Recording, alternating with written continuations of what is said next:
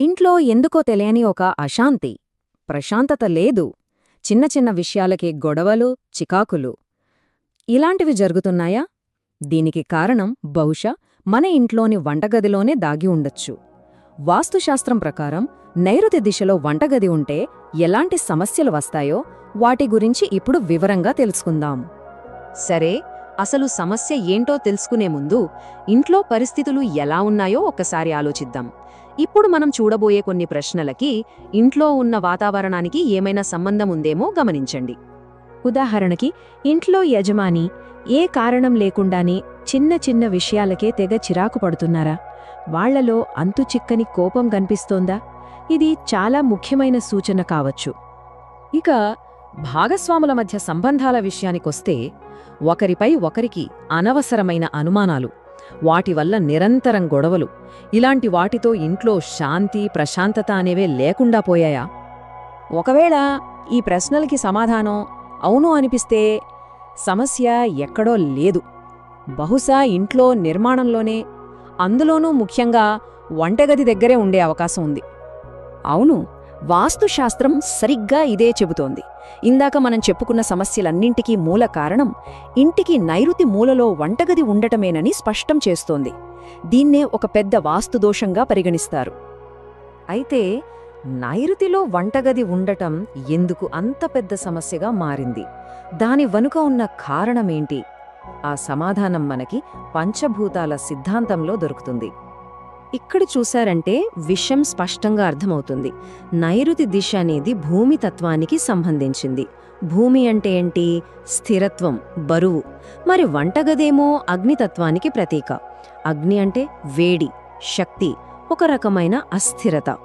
ఇప్పుడు ఆలోచించండి, స్థిరంగా ఒక పునాదిలా బలంగా ఉండాల్సిన చోట చలనం, వేడియున్న అగ్నిని తీసుకొచ్చి పెడితే ఏమవుతుంది? ఈ రెండు పరస్పర విరుద్ధమైన శక్తుల మధ్య ఒక పెద్ద ఘర్షణ మొదలవుతుందన్నమాట. దీనింకా సింపుల్గా చెప్పాలంటే, ఇక్కడ చెప్పినట్టు మన ఇంటికి పునాదిలాంటి అత్యంత స్థిరమైన భాగంలో నిప్పులు కక్కే ఒక అగ్నిపర్వతాన్ని తీసుకొచ్చి పెట్టినట్లెక్క. మరి అలాంటప్పుడు ఇంట్లో పరిస్థితి ఎంత గందరగోళంగా ఉంటుందో ఊహించుకోవచ్చు. వాస్తుశాస్త్రంలో వాస్తు పురుష మండలం అనే ఒక కాన్సెప్ట్ ఉంది. అంటే ఇంటిని ఒక మనిషి శరీరంతో పోలుస్తారన్నమాట. ఆ లెక్కను చూస్తే ఇంటికి నైరుతి దిశ ఆ మనిషి పాదాలతో సమానం. ఇప్పుడు ఆలోచించండి, ఎవరైనా పాదాల కింద నిప్పు పెడితే ఆ మనిషి పరిస్థితేంటి? నిలబడలేరు, స్థిరంగా ఉండలేరు, అంతా గందరగోళం. సరిగ్గా అలాగే ఆ ఇంట్లో నివసించేవారి జీవితాలు కూడా అల్లకల్లోలంగా తయారవుతాయి. ఈ సమస్య కేవలం పంచభూతాల ఘర్షణతోనే ఆగిపోదు. ఆ దిశలో నివసించే దైవిక శక్తులకు కూడా ఇబ్బంది కలుగుతుంది. నైరుతి దిశ పితృదేవతలకు, అంటే మన పూర్వీకులకు సంబంధించిన స్థానం. అలాగే ద్వారక, అంటే ఇంటికి రక్షణగా ఉండే శక్తి కూడా అక్కడే ఉంటుంది. వంటగది నుంచి వచ్చే వేడి ఆ శక్తులకు భంగం కలిగించి ఇంటికుండే రక్షణ కవచాన్ని బలహీనపరుస్తుందని నమ్ముతారు. ఈ మూలకాల ఘర్షణ, ఈ వాస్తు దోషం అన్నీ కలిసి ఒక గ్రహం యొక్క నెగటివ్ ప్రభావాన్ని రెట్టింపు చేస్తాయి. ఇంతకీ ఆ గ్రహమేదో తెలుసా? అదే రాహువు. వేద జ్యోతిష శాస్త్రం ప్రకారం రాహువు అంటేనే భ్రమ, గందరగోళం, అసంతృప్తి. సరిగ్గా మనం ఇందాక మాట్లాడుకున్న అనుమానాలు, గొడవలు, ఇంట్లో అశాంతి, వీటన్నింటి వెనుక రాహు ప్రభావం ఉంటుందంటారు. నైరుతి దిశకి అధిపతి ఈ రాహువే. అలాంటిది ఆ స్థానంలో అగ్నిని పెట్టడం వల్ల రాహు మరింత విధ్వంసకరంగా మారతాడన్నమాట. మరి ఈ రాహు ప్రభావం వల్ల ఎలాంటి పరిణామాలుంటాయో చూడండి. భార్యాభర్తల మధ్య లేనిపోని అనుమానాలు, గొడవలు పెరిగి విడిపోయేదాకా వెళ్లడం. ఇక ఆరోగ్య సమస్యల విషయానికొస్తే పురుషుల్లో గుండె, కాళ్లనొప్పులు, స్త్రీలలో గర్భాశయ సమస్యలు, తీవ్రమైన మానసిక ఒత్తిడి. అంతేకాదు, ఎంత సంపాదించినా డబ్బంతా అనవసరమైన వైద్య ఖర్చులకే పోతుంది. అచ్చం నిప్పులో వేస్తే కాలిపోయినట్టు. అయితే ఇదంతా విని భయపడాల్సిన పనేలేదు. ఎందుకంటే సమస్య ఎంత పెద్దదైనా వాస్తుశాస్త్రం దానికి తగిన పరిష్కార మార్గాల్ని కూడా సూచిస్తుంది. ఇంట్లో మళ్లీ సామరస్యాన్ని ఎలా తీసుకురావచ్చో చూద్దాం. ఈ దోష నివారణకు ఇక్కడ కొన్ని మార్గాలున్నాయి చూడండి.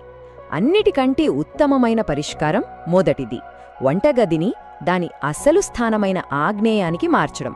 ఒకవేళ అది కుదరని పక్షంలో రెండోది, గ్యాస్ స్టవ్ కింద జైసల్మేర్ మార్బుల్ లాంటి పసుపు రాయిని పెట్టాలి. ఇది భూమితత్వాన్ని బలపరుస్తుంది. మూడోది, వంటగది గోడలకు లేత పసుపు రంగు వేయాలి. ఎట్టి పరిస్థితుల్లోనూ ఎరుపు రంగు వాడకూడదు.